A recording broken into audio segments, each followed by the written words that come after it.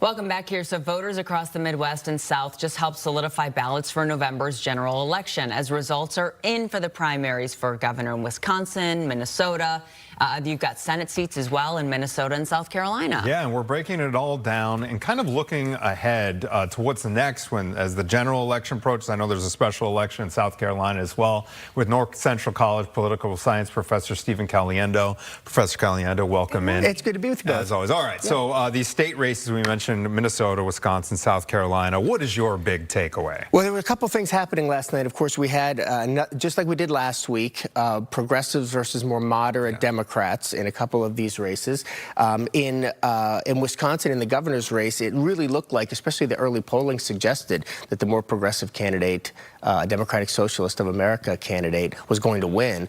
And then, I mean, it was still within 1%, but it looks like now that the Crowley, who had dropped out of the race, the more moderate candidate, is going to win that race. And so that was a tight one. It went a different direction than we saw last week in Michigan. So you just mentioned that Crowley race.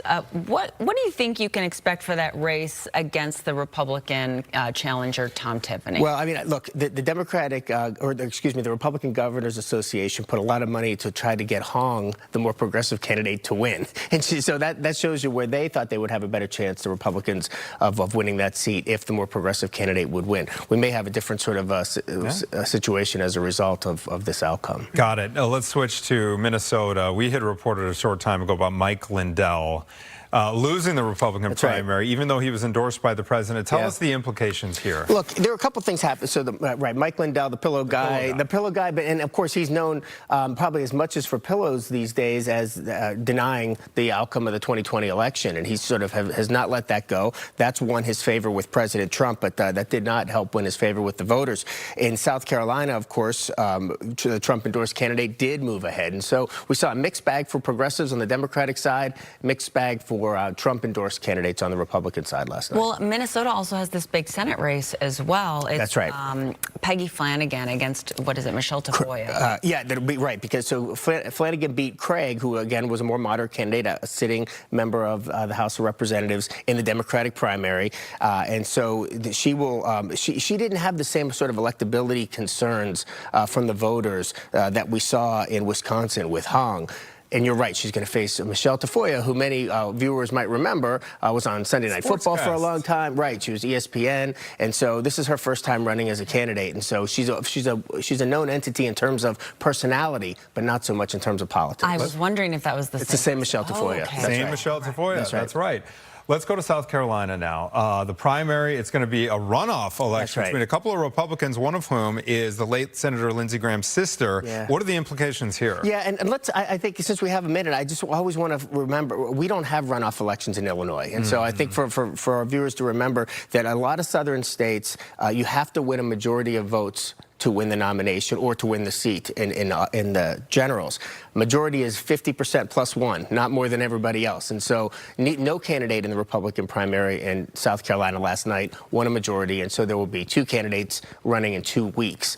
And the implications are, I think that I'm really interested to see how this goes, because Senator Tim Scott has endorsed Norman, who's the other guy, right? And he doesn't usually go against President Trump, but he recommended that Norman get that seat when Lindsey Graham passed away in the interim.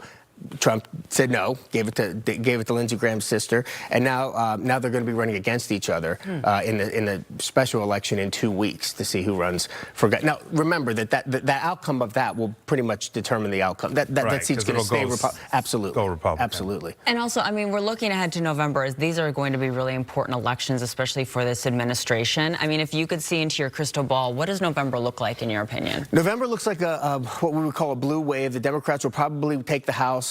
It's not going to be easy because there were a lot of redistricting. You remember we talked about this a little earlier in the summer. But the Democrats will probably take the House of Representatives. The Senate path is a lot more narrow for Democrats. They're probably not going to have that. But it doesn't matter. It's going to be very difficult for the administration to get much done if the Democrats control even one of the houses of Congress. The other thing is these governor's races matter too, because as we've seen even locally, resistance to the federal administration. This Trump administration has been very it has infringed on states' rights in a number of different ways. And so it's been up to local leaders to sort of either push back or be accepting of the Trump policies. And so even some of these governor's races, we might think it's not going to be about control of the Senate, whether Trump gets impeached again, whether there's oversight. It's still going to be about resistance to the types of policies that he's pushing at the federal level. Thank you so much for being in, Professor Great to Caliendo. see you. Always good to see Good to be with you.